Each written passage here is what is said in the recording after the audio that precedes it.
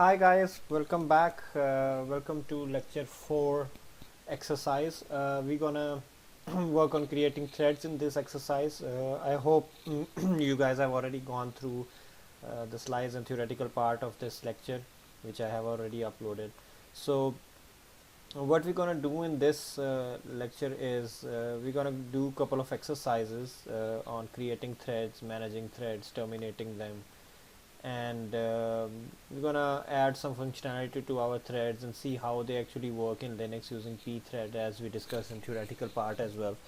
Then at the end of this video I'll explain to you the assignment that you have to do. Well, again, as I said in the theoretical part, I'm gonna repeat that again.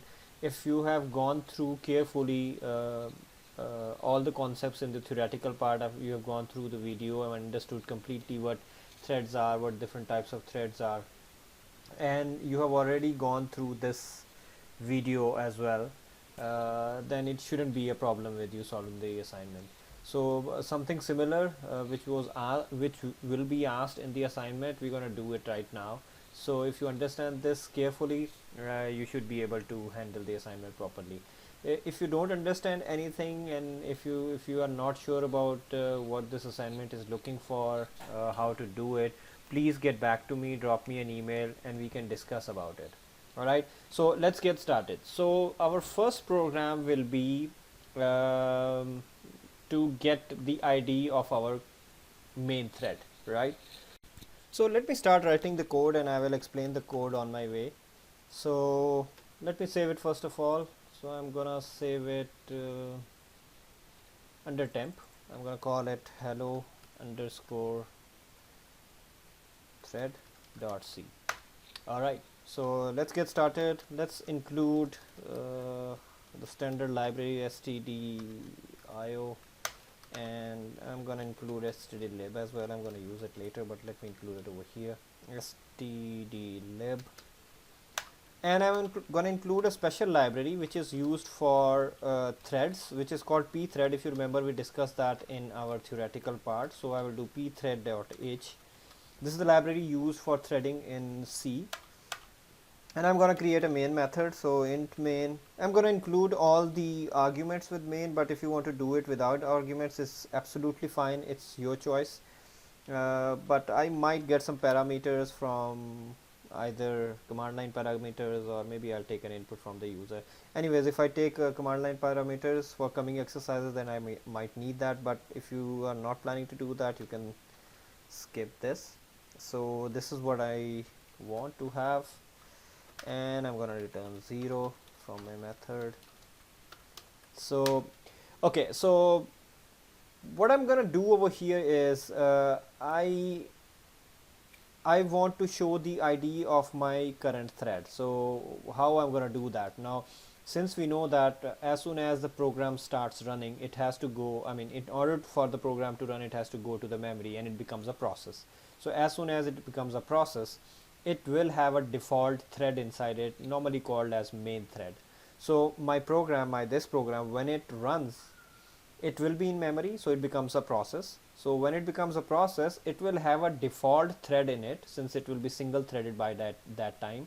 It doesn't have any more threads, so it will have a default thread inside it, and I want to get an ID of that default thread, or the parent thread, or whatever you want to call it, since I'm going to create some child threads also later on. So we can call it a main thread, we can call it a parent thread. So what I want to do is, as soon as my program runs, it becomes a process, and since this becomes a process, it will have inside it a main thread by default, and I want to get an ID of that main thread, not the process but the ID of the thread, right? So, and I want to print that. So to print, I want to do this, and I'm gonna say that the ID of my main or parent thread is this, and since it's going to be an unsigned integer, I will do %u.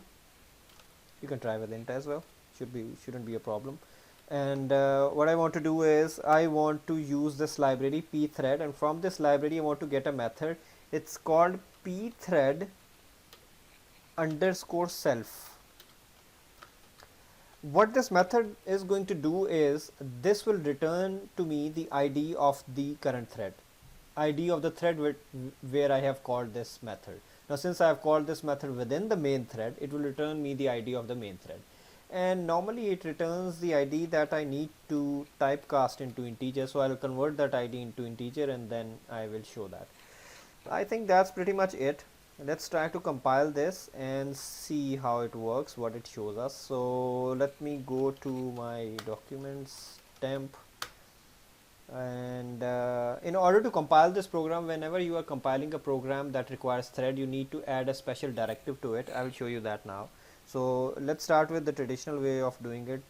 GCC name of the file, which is underscore thread, and then I have to add a directive over here which is called -pthread. So in order to link your program with pthread, you have to mention this so the compiler knows that you want to link your program with pthread, and then you have to just mention the output file name, and I will keep the same name as my original and put a .o here, and it compiled without an error. Let's try to run this program now. It's called hello underscore thread.o, and you can see the ID of my program is this one, right? That's exactly what I was looking for. It's always a good idea to look at the manual for pthread. So as I told you in previous lectures as well, in order to get some more information about commands and libraries in Linux and C, you can go through manuals of those libraries. So for this we normally use man pthreads, and it will start showing you all the details about this. It will tell you what each and everything mean over here. It will tell you about some methods as well. You can have a look at those methods, but it contains a lot of information. I might not be able to cover all of this. I will cover only few of them, but here is a lot of detail for you that you can use in your program, and it's definitely gonna help you a lot in writing good programs. So please go through this documentation, and I'm sure it's gonna help you a lot in writing your complex programs. Obviously, even if you are starting, it's still very helpful. You should go through it. At least some of the methods that we have used, you should see what they do, how to use them, and so on. It's quite comprehensive. Just go through it when you have time. So this is what our first program looks like. What we did is we just got an ID. We haven't done anything special. We have just created, I mean, it was automatically created. That method was thread was automatically created for us. We just got an ID for that thread. That's it. So next step, what I'm gonna do is I'm gonna create a new thread, a child thread. So from this main thread, I will just get another thread. So I will create another thread out of this main thread. So I will end up having two threads, main thread and another thread that I'm gonna create. So let's create a thread, and in order to create a thread, we normally use pthread underscore t. This is what we use normally, and the name of the variable. So in order to create a thread, I have to create a thread a variable of this type, just like how we create an variable like integer or character or a string or a double or a float. In order to create a thread, we have to create a variable of pthread underscore t type, and this is available inside this library. So because this is going to hold the thread for us. So if we try to hold the thread in integer or double, it's not gonna work, obviously, because they are not meant for holding threads. So this special data type is available inside this pthread that is used for holding our thread. So I've created this. You can call it anything. I've called it thread ID because it's gonna also create. It's also gonna contain my thread ID and all the information related to thread. You can call it thread 1 or thread 2 or whatever you like.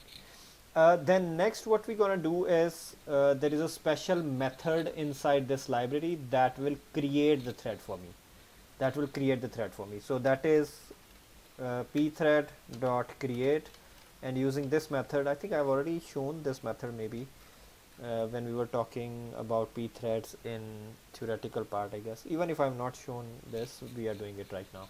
So this is pthread dot create method that will help us in creating the thread. So what I want to do is I want to go to main manual of pthreads again, and there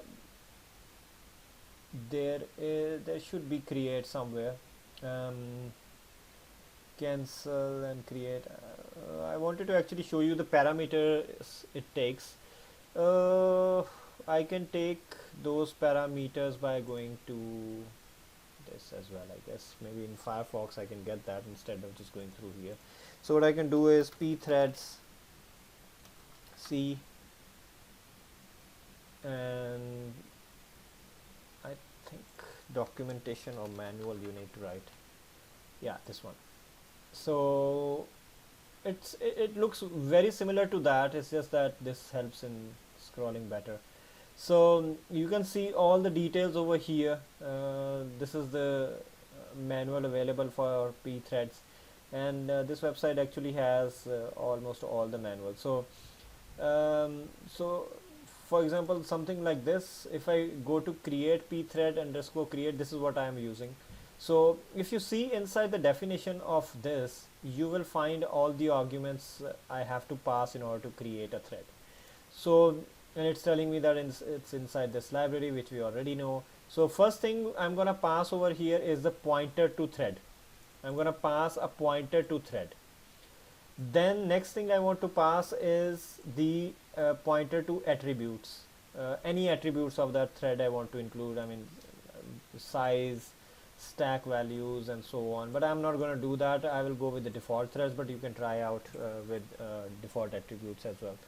And then it takes the routine or a method, a pointer to the method that you want to pass inside, and any arguments you want to pass it. I will explain you everything right now. I just wanted to show you the signature of this method so that you actually know what goes inside. So there are four things that this is looking for. First thing is the pointer to the thread ID, or the pointer to the thread. Then it's asking for the attributes. Then it asks for the start routine or the function that will run inside the thread. And then it's asking for any argument that I want to pass to this function. So these are the arguments. So let's go and pass these arguments. So first thing it was asking was the thread ID, right, or the pointer to thread. So I have already created a thread over here. I mean, I have already have the ID of the thread, which is in pthread underscore ID. So I'm going to pass the address of this one. I'm sure you guys have already gone through pointers in programming languages. So this is a simple pointer to this one. So when I'm doing something like this, this is just the address of, this is called address of this pointer, sorry, this thread, right? So this thread or the variable of the thread, I want to pass the address of that so that this thread is created for me using this thread method, right? And the second thing I want to pass is the attributes. I'm not going to pass any attributes. I'm going to say null. Then I have to create a method that I want to run that method when this thread is created, which I'm going to do in a while. And then I have to pass null for any attributes or any parameters I want to pass to that method. All right. So these are the four things I want to pass, and then I put a semicolon, and then my thread will be created.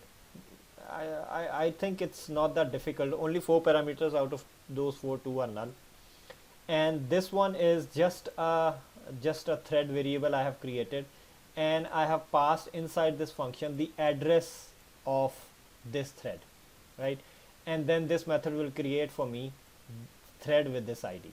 Okay.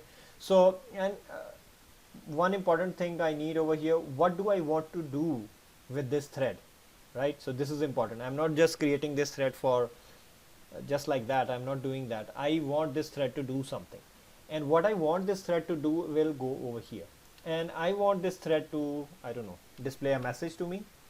So over here I want to pass a pointer to the function that contains all the instructions of what this thread should do, what should be the action of this thread. If you see, it's the pointer to where does it go? It's the pointer to that function. I think I've closed that. Anyways, we know that it was here. it was a pointer to the function. So that's the ID. We already put that. We put null over here. We are going with the default attributes, and this is the start routine. If you see, it's a pointer to the start routine. So what I want to do over here is I want to create a pointer function over here and then pass it over here. So let me create a function. So I want to create a function. Let me call it void, and what should I call it? I'll call it thread function, thread underscore function, and I'm not going to pass any argument, so I'm going to say void args nothing. You can say void only if you want. So, and then I want to just print hello world. Let's print hello world over here, print a new line. That's it. That's pretty much it, and I will explain why I need one more line over here. But for now, what I'm going to do is I will just do this. All right, and I have just created a small function that is the pointer function. So since I have a pointer over here, why I'm creating a pointer function? Because as per the definition, I need a pointer function. So that's why I've created a pointer function, and that's pretty much it. I'm gonna just mention the name of this function over here, thread underscore function. I'm good to go. That's pretty much it. But what I want to do is, if you remember in the theoretical part, what we have discussed is it's the responsibility of a programmer to take care, manage all the threads programmer is creating. So since this thread is not very useful, it's just displaying a message to us, it's our responsibility as a programmer to terminate this thread also, or exit this thread also, right? So if we don't exit this thread, then it will stay there for no reason and keep on getting the resources of the operating system, and we don't want that, right? So it's always a good idea, and it's highly recommended to exit your threads as well. So in order to exit your thread, it's a simple method, this one, pthread underscore exit, and we pass 0 to return, just like what we are doing over here, to return 0. So this function, this method will exit this thread for me. All right, pretty simple. So it was created over here. Once it's done execution, we exit that. That's it. And after that, what we're gonna do is, if you remember, in our previous lecture, we discussed about our processes. Let me show you. So what we did over here in processes, it's pretty similar with the thread. So I want to just make you understand from the slide I already had. Yeah, if you remember over here, we had a fork command, and fork command, what it did is it split our process into two streams, parent stream and a child stream, right? So parent stream is going over here, and child stream will go over here. It will do something, and then it will exit and merge into the parent stream. Now with threads, something very similar will be happening. So there is a create thread method over here, just what we did over here. So a create thread method over here, and after create thread, what will happen is there is a parent thread which is already going on, and then there will be a child thread which will be created for us. This child thread will do something. In our case, it will just display our hello world message, and it will exit, and then it will merge into the parent method. Parent thread. It has to merge into parent thread, right? So in order to merge this into parent thread, we just call another method which is called pthread underscore join. And what we want to join, and whatever I'm gonna put inside will be joined with the parent method, with the parent thread. So this method will join whatever I pass inside to its parent thread, and this is just the ID of that thread. So TID, and since this I'm not, and the second argument over here is if that thread was returning something. I'm not interested in whatever the thread is returning. I'm going to put a null over here, and that's it. This is your actual program for creating a thread, asking your thread to do something, and then merging back your thread to the main thread, because we don't want our thread to be to keep on hanging in the middle. We don't want that. We want it to merge with the parent thread. And that's pretty much it. Let's try to run this program and see what's going on. So just like before, we need to compile it using our, yeah, this command. So there seems to be an error. Pthread, oops, it's pthread underscore create, sorry. It's pthread underscore create, not dot create. So let's do that again. Another error, that is print f. It should be print f. So many typos. Okay, this happens when you are working on different programming languages. You know, I'm working on Python as well. Python takes only print, it doesn't take printf. So let's compile it again. Okay, and let's run this. Okay, so you can see that the ID of my main thread is this one, and then it went to the other thread and it said hello world. How about we display the ID of the thread here as well? So what I'm gonna do is I'm gonna replace this one with the ID to see the ID of child thread. Let's call it child thread. Is this one, this one, this one, everything is fine. Let's compile this, let's run this, and you can see what's going on over here. So this is the ID of the main thread, another thread was created, and the ID of the child thread is this one. Yeah, so this is how you create simple parent and child thread. It's very simple, nothing too difficult over here. You just need to make sure that you passing the pointer over here, address address of the thread you want to create, and that's pretty much it. Over here, just make sure that inside this thread function, whatever the name you have placed over here, thread function, you perform the operations which you want your thread to perform. So it's pretty simple. This is how you create a thread. This is how you create a parent thread, and from parent thread you can create another child thread, and then after the thread is terminated, you join this or merge that with the parent thread, and that's pretty much it for this exercise. I actually want to go and see the exercise because I have drafted the exercises as well, and inside those exercises, let's see, I think we are done with first two exercises. Let me see. So write a program, say hello. We have done this and we have joined this also. We are done with this. So this first exercise is complete. So we have created a parent and a child, and we have used pthread underscore self to get their IDs, and yeah, this exercise is done. I have done this exercise for you. There is a second exercise. Let's do that together as well. Okay, what's it saying? Write a C program that takes a shell argument and then calculates the incremental sum till itself.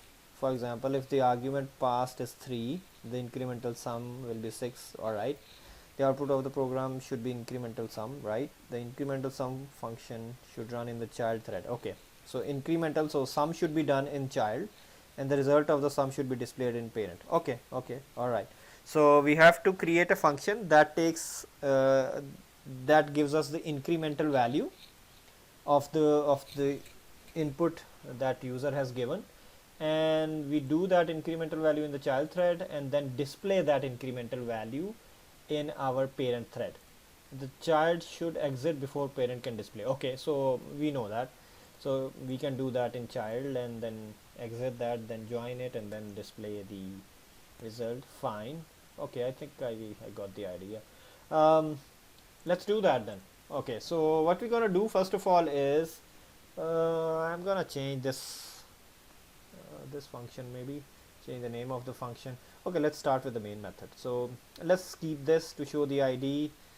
I am going to create, since I'm going to get the input from our command prompt, so I'm gonna use argv, that is fine. Okay, and then keep the thread, that's fine. We keep the thread. Inside this function, I need to change this function. Join is fine, and over here once the method is, thread is done, display here. So let me keep the method name as well, same. So you guys can change the name of the method and work on that. So what I'm gonna do over here is I want to take an incremental sum. So first of all, let's write a code for incremental sum. So I think first of all, it's a good idea to keep the ID of the thread like this, and we need to keep this as well, because anyways we are going to exit. So let's keep everything and let's write the code in between. So what I want to do over here is I want to write a code for incremental sum. So for that I need to take a variable from command prompt. So let's write that code first of all. Let's write the code for taking an argument from the command prompt. In fact, I can just display that. So let's see. I've already told you guys how to do that, and I'm sure you guys already know. So I'm just going to display to check if it's working or not. So my value is, and I'm going to call it D, and it's called argv of 1. Why 1? Because arg v of 0 will be the name of the file, right? So let's do that. Let's clear it up. Let's compile this with a value. Oops, not value. Let's compile this. It's character. That is correct. So I need to put an s over here and compile again. So it's done. When I'm running this program, I need to give a value. Let's put 6, and the value, my value is 6. So it's displaying fine. So I've got the value. I've got to pass this value to this function now so that it can keep on. So I guess I need to run a for loop over here that will keep on running and keep on adding the value to the previous value till it stops. So for example, if I have entered 3, it should add 1 plus 2 plus 3. So I need to do something like that. So I need to run a for loop here over here that will help me in checking the value of what I mean, it keeps on checking the value where the user has what value user has provided, and it will stop over there. The loop should stop over there.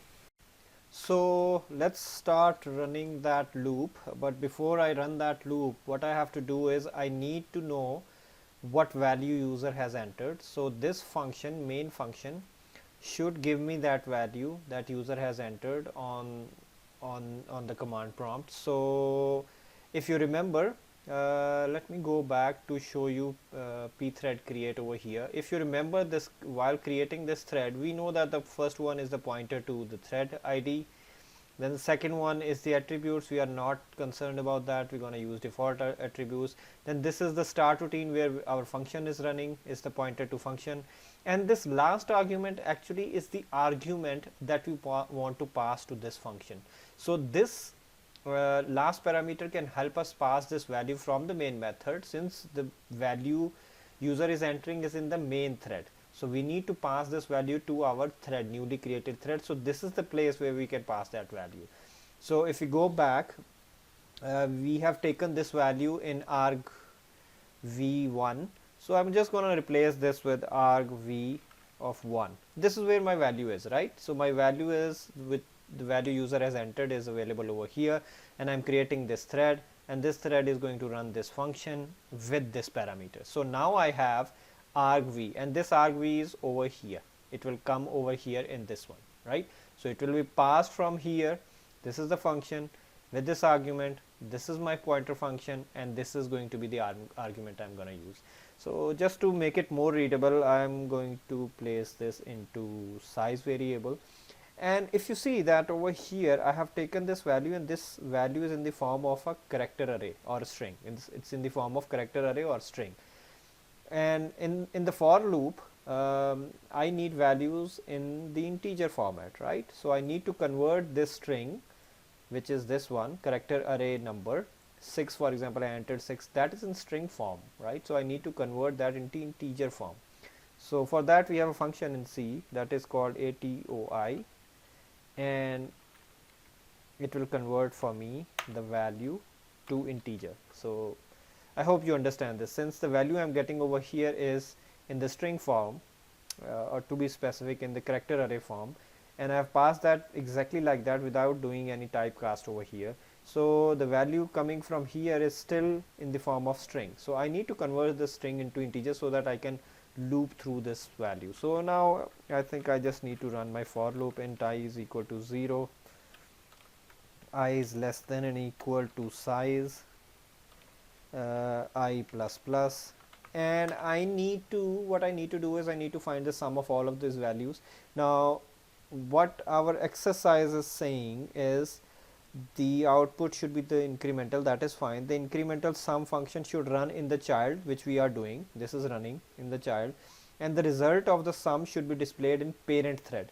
So result of this should be displayed in the parent thread. So I need to get a variable, sum variable. So let me create a sum variable here for now. Let's create some variable and let's initialize it with 0. I will do something like this: sum plus is equal to I. That's it. So if I have entered 3 over here, it will start with 0. Oops. It will start with a 0. 0 plus 0 is 0. Then it will go 1. 0 plus 1 is 1. Then 1 plus 1 is 2. 2 plus 1 is 3. 3 plus 3 is 6. So I should be getting 6, right? Now we have done this. The only problem is, as per the exercise, if this was this one, I could just printf over here and it will just show me the sum 6. And let's do that in fact. So printf, and I'm gonna just display that sum is like this, and sum, oops, sum, and let's run this program. Let's give the value 3. Sum is 6. Yeah, this is what we were expecting. Yeah, but the problem is, as per the instructions in the exercise, it says that the sum should be displayed, the child should exit before parent can display sum. But what is happening over here, and also the sum should be displayed in the parent thread. So this is some extra instructions that I have to follow. So first thing is, this sum should be displayed in the parent thread. So it should be displayed in the parent thread. And also let me put this sum as a global variable instead of just putting into the thread, just to be sure. So I'll put it as a global variable outside, and now it should be fine for me. So let me run it once again. So I'm gonna do this, I'm gonna do, let's pass 3, and the sum is 6. It's working absolutely fine. That's perfect. So this is exactly what we wanted. We can check for another value. Let's run for 6, 21. That's perfect. So this is exactly what we wanted, and it's working fine for us. So you have seen that how we have created a new thread, how we have created a new thread over here, taken a value from the user. It can be scanf taking the value from the user as well, instead of taking the from command line arguments. Then we created a thread over here. We passed a value to a function which will run when our thread is created. Once the calculation for the thread is done, we have exited that thread. Once the thread has been exited, we just merged it back to the main method, main thread, and then displayed the value of the sum over here. So that's pretty much it for this exercise, and this is how you normally do it.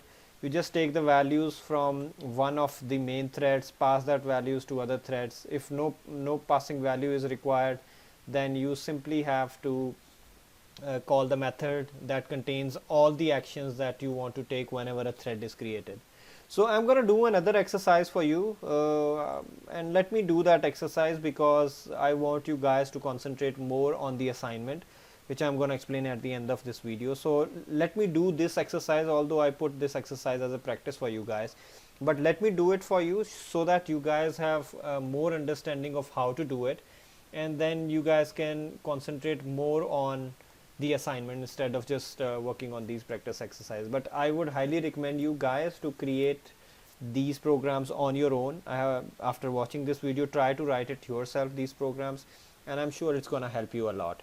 So Let me change my program and work on this. Let's read what it says. Write a C program that takes a shell argument and then calculates the incremental sum and mean till itself. Okay, for example, if the argument passed is 3, the incremental sum will be this. We have already done this, and mean would be this one.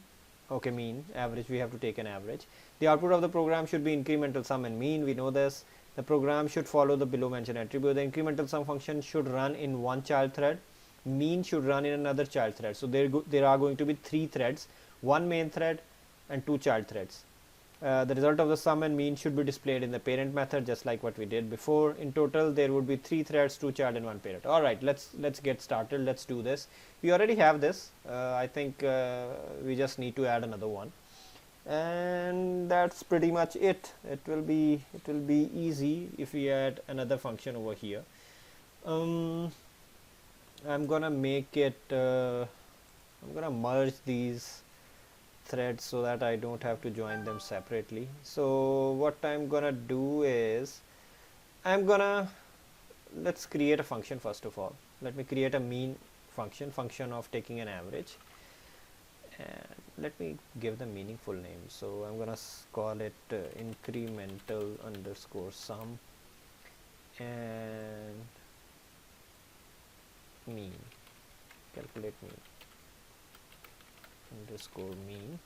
Alright, that's this, and let's keep this. You can keep this, no problem. And yeah, we definitely need this to convert the value. And if I have already sum, then I don't need to do this, I guess, and I simply have to just do a division. Let's try this and then we can always fix it. Okay, so since we already calculated sum over here, yeah, this will be a good understanding. Let's try to do this. So I'm going to create a variable called int, or let me take a global variable. I'm going to take a global variable int mean. We initialize this with 0, and inside calculate mean I'm going to say mean is equal to sum divided by size.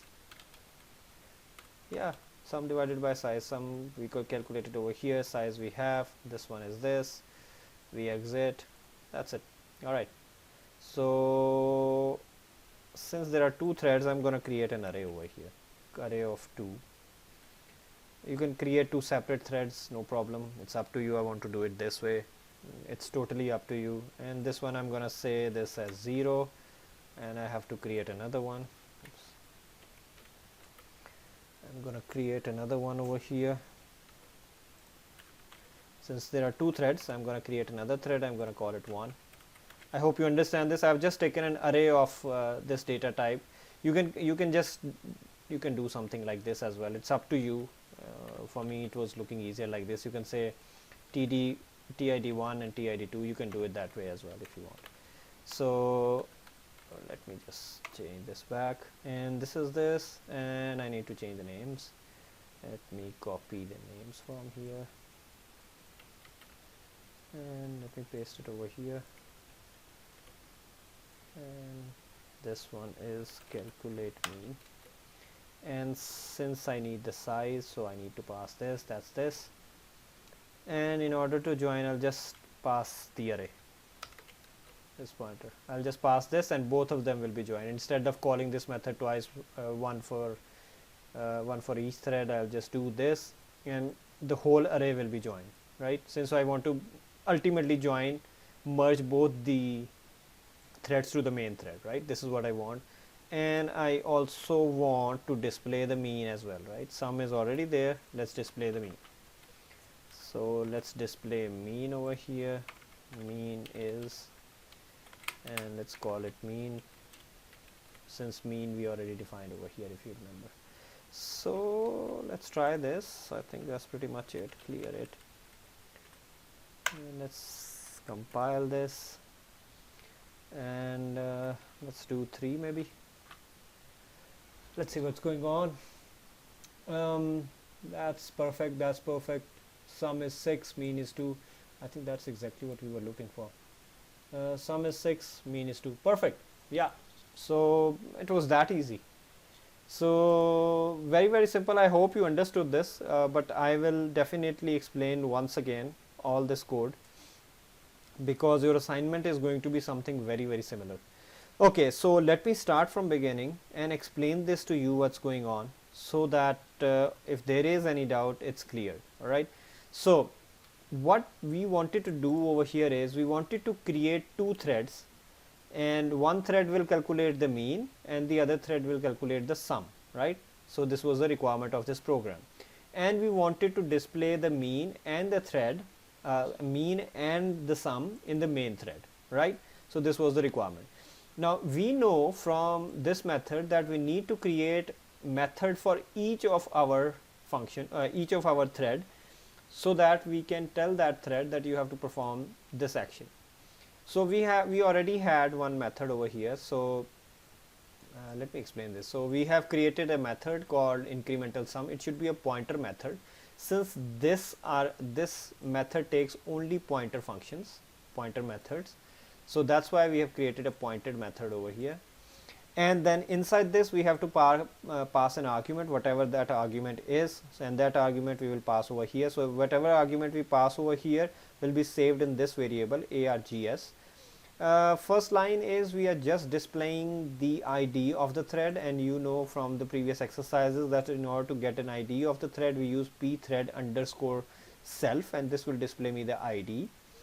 And since the input user is giving or the input we are giving over here, it's in string form or character array form, we need to convert this into integer. Why we want to convert this into integer? Because we have to run that into a for loop, and for loop will not work for our strings. Well, latest modern programming languages, they run for loop for your strings as well, which is good, but C doesn't do that. So we converted that into size, into integer, and placed that into a size variable. We ran a for loop up till the size, up till the point that was taken up till an integer that was taken from the user, which was 3 in this case. And that is pretty simple. I'm not going to explain this. I hope you guys understand. You are third year students already. So, and this value is already saved in sum variable, and that sum we have created a global variable over here, started with 0, and we have exited this this thread now. So once this is done and it's exited, we need to merge this into our parent method, so the parent knows that this thread has been completed. Similarly, since we have to do some calculation in the second thread as well, we have created a second thread function, and ID just the same line, just the same thing. And inside mean we created a variable, global variable over here, started it with 0, initialized it with 0, and average is basically the sum of all the variables divided by the size. This is the formula, mathematical formula, right? So we already have size, we already got sum over here, and it will go over here. That's perfect. And then we have exited. Now one question can arise over here. We are doing a sum over here, assuming that sum has already been done by this thread. Yes, if this thread has not executed, we might get an error over here, or we get an arbitrary value over here, or it will be 0, since it's by default 0, and dividing it by something will end up giving us 0 over here. So we are assuming that thread 1 has already been created, and this function has already been called, and sum has already been calculated, right? Only then I'm getting a mean over here. If this is not happening, then I'm gonna end up getting mean is equal to 0, because sum is 0. And if this function doesn't work, if that thread has not executed, then it means that I'm not gonna get a sum, because this function will not be executed, and since this function will not be executed, I will not get any sum. I will end up having sum 0, and 0 divided by anything will be 0, so mean will be 0. But since we wrote it in such a way that this thread is created first and this thread is created second, so ultimately this is going to work first, unless and until something goes wrong inside the function over here, or this thread is blocked, or this thread is terminated for some reason, then it will not work. And we have terminated we have completed our thread, exited our thread over here. Once they both are done, we are just merging them both. You can have pthread underscore join td1, and then pthread underscore join td2, you can do that as well. But since I've taken an array, I've just passed the whole array over here, and any thread inside this array will be joined, and then I've just printed them just like that, right, both of them. And this was the requirement, that I have to print them both in the parent thread. So this is how our threads work. I hope it is clear. It's if you practice it, it's not that difficult. As long as you know how threads work, you have grasped all the concepts from the theoretical part, and you are following me carefully over here what I was writing over here. Threads shouldn't be a problem. They are not very complex. They are simple concepts, but very powerful concepts. They can help you in development of a lot of programs where you actually need threads to perform, in order for your program to perform better. You can increase the efficiency of your program using threads, and they are very powerful, as you have already seen. And we have seen the exercises also. We have done their implementation as well. I would highly recommend you guys to try to do this in Java as well. People who have studied Java, who know how to do Java, there are threads runnable interface you can use. There are so many examples of how to create threads in Java. Even if your assignment you want to submit in Java for threads, I absolutely don't mind that, as long as it's working and it incorporates all of our concepts over here. I don't mind that. You can submit your assignments in Java. I will explain assignment in a while. So I hope it is clear up till here. If you have any issues, as always, please get back to me, drop me an email. If you want to have a separate session with me, no problem. Otherwise, you know my office hours. You can join me in my office hours. If those hours are not suitable for you, just drop me an email and we'll try to arrange another session for you which is suitable for you and me, and we can discuss. So please don't be shy contacting me. Don't hesitate asking questions. If you don't ask, I will ask questions and that might not be good. So please ask questions. Make sure these concepts are clear to you. Yeah, that's pretty much it from my side. I hope this exercise is clear to you, and I'm gonna explain the assignment in a while. Alright guys, so let's talk about the assignment now.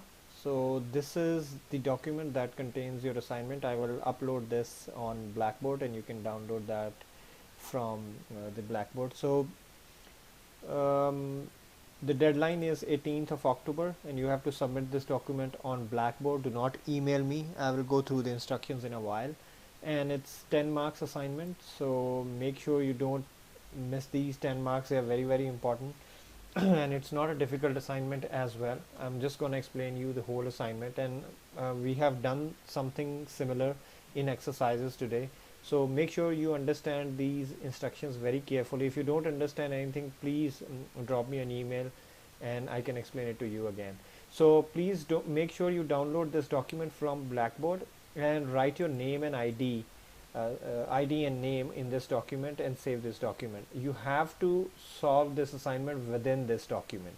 So don't send me a separate document which has no header, no nothing. So please solve your assignment within this document. There is a solution page at the end. Copy and paste your code over there. So this is your assignment. Just to set it up a little bit, I'm gonna explain you these things. The rest of the things, please read them. So basically in this assignment you are going to show how threading can perform, can help you in improving the performance of your program. So what you're gonna do is, there are basically two folds of this assignment. One fold is using the threads and one fold without using the threads. So in the first fold, what you're gonna do is you're gonna write a C or Java program. You're free to write in Java if you think you can program well in Java. You're free to use that and use Java libraries for threads. You are free to do that. So what you're gonna do is you have to take an input from user, and that input is going to be 1 billion. Have to take this number from user, and once you have taken this number from user, what you have to do is you have to create a program just like what we did in our exercises, that has 3 threads inside. One is main thread, another one is child 1, another one is child 2. So what child 1 does is, child 1 should display its ID, and then it should calculate the incremental sum of all the values until 1 billion, including 1 billion. So you have to start from 1, 1 plus 1, 2, 2 plus 3, and so on and so on and so on up till 1 billion, and you have to include this number as well. Then this thread should exit itself. Then child thread 2, what it does is it will display its ID, yes, and then what it will do is it will take the sum of all the even numbers starting from 0 up till and including 1 billion. So only the sum of even numbers you have to take up till and including 1 billion. Once this operation is completed, you have to exit this thread as well. In the main thread, obviously you need to display the ID of that thread, main thread, create two child threads, obviously child 1 and child 2, then merge those two threads once they have exited, then display the sum of all the numbers. So you have to display this thing in parent. So whatever the result of this operation in child 1, you have to display that in parent, not in child. It will not be accepted. Similarly, you have to display the sum of all the numbers returned by child. So this sum which you are going to calculate in child, you have to display that only in parent. So whole calculation is done in child, but the display will be done in the main method, in the main thread. After doing that, once you have these two numbers coming from child 1 and child 2, what you have to do is you have to find uh, the division of these numbers. So the result coming from child 1 divided by result coming from child 2, and you have to display that number as well. Whatever the calculation this is, you have to display that, and that is 2 in main thread. So this is what you have to do. Very simple. We have done something like this in the exercises. If you follow the instructions completely, you should be fine. After you are done this, you need to analyze this program. I mean, it is going to take forever because it's 1 billion, and if you add one more number, it's going to take even more. Depends upon what type of system you are using. It might take some time. Sometimes it takes a couple of seconds. Depends upon what your system is, how many cores you are using. So it will take some time. Maybe for fast system it won't take any time. It will be just few seconds. But if your system is slow, don't worry, it will take time, and then it will show you the result. So this is what you want to analyze. While your program is taking time, you have to use activity monitor in Ubuntu and see how your cores are working. Let me quickly show you what I mean by activity monitor. So you can go to your Ubuntu and find system monitor or activity monitor from there, and inside resources you will find your CPUs. These are the cores, these are the processors in this, and you have to see when your program is working. When your program is working, you will see that at least CPU 1 will be very high. It will be 100%, CPU 2 maybe somewhere 80% or 100%. It totally depends. You might have only one core over here. If you have assigned only one core in VirtualBox, you might not see the other core, so you can change those cores. Just search online how to change those cores. And what I want from you is to take a screenshot of this activity monitor while your program is working. So make sure you take a screenshot of this activity monitor while your program is working. Once the program is done, obviously you will see no activities, very few activities. So I don't need that screenshot. I need the screenshot when your program is still working and you come to activity monitor and then you take a screenshot. So this is what I mean by taking a screenshot from system monitor or activity monitor. So don't forget to take that screenshot. So this is requirement 1. So this is what you have to do for fold 1, and this is your requirement 1. And then the second fold, the second part of this assessment is same thing you have to do, but this time you don't use threads. Simple program. You have to create no threads. So maybe you're gonna create a separate function, that method that again you have to take 1 billion as an input, separate function that it's not a requirement of creating a separate function, but if you want to create a function, just create a function that takes sum and including some incremental sum of all the numbers including 1 billion and up till 1 billion. And same way you have to take the sum of all the even numbers until and including 1 billion, just what you did over up there in fold 1. It's just that this time you are not going to use any threads. Then you display these numbers, the result of this one, the result of this one, and you have to again calculate the division of both. So whatever you have done in step 1 divided by what you have done in step 2, and display that result as well. And requirement 2 is very similar to requirement number 1. You have to analyze the time taken by this program as well. So you run this program, go to your activity monitor, see how much time it's taking, and take the screenshot of that, take the screenshot of your course, and if possible, um, make sure to see how much time it's taking. I mean, it's just a variable that you can take, but it's just an extra requirement. If you do it, better. If you don't do it, it's just fine. If you can just tell how much time it is taking for requirement 2 to complete, and how much time it is taking for requirement 1 to complete. I mean, the system, how much system is taking to make these calculations in requirement 1, and how much time it's taking for making these calculations in requirement 2 as well. Then requirement 3 is you need to compare requirement number 1 and requirement number 2, and you have to explain in plain English why requirement 1 is taking less time, or why requirement 2 is taking less time. Whichever is taking less time, why they are taking less time, and what do you think is the reason behind it. So you need to tell in plain English why, for example, requirement 2 is taking more time and why requirement 1 is taking less time, or vice versa. So you have to explain in requirement number 3 very clearly why this is happening and what is the reason behind it. What do you think is the reason behind it? So this is your assignment, and there are some instructions that you have to follow. Make sure you follow these instructions. Just don't lose unnecessary marks just because you have not followed these instructions. So don't do that. So make sure you write your name and ID on the assignment. Please do that. Don't make me go back to Blackboard and check who submitted this assignment. Please write your name and ID on the front page of this assignment. I already showed you where you have to put that. You have to solve this assignment within this document. If you scroll down, you see a solution over here.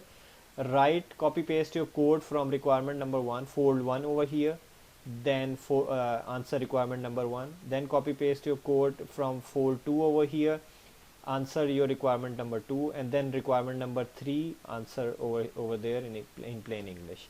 So write everything over here, copy paste all the code here, all the screenshots over here. Don't give me a separate document. Write everything within this Word document, save this document, and upload this document.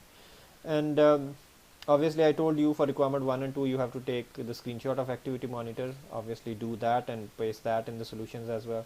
For requirement 3 you have to write it down properly. One paragraph is enough for me.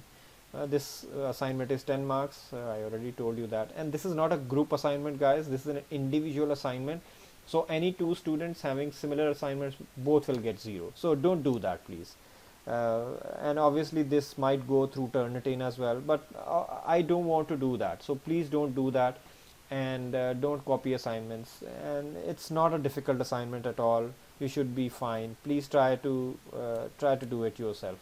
So this is very important as well. Make sure you submit your assignments on Blackboard. I will not accept any assignment through email. Please do not submit anything through email. Everything should be submitted on Blackboard. Please make sure you submit on Blackboard.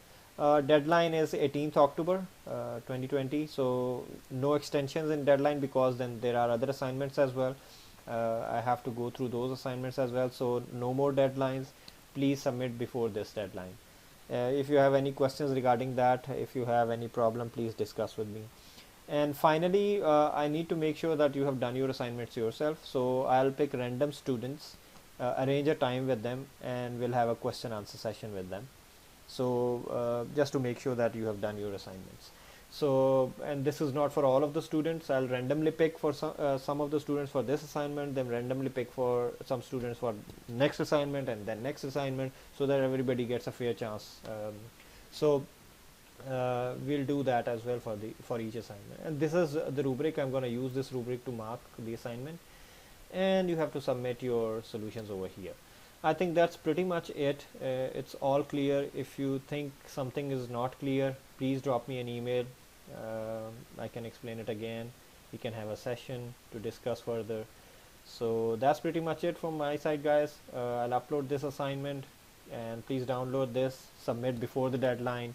Make sure you complete it. Make sure you have fulfilled all the requirements, just to avoid losing any unnecessary marks. Thank you very much. Have a nice day. Bye bye.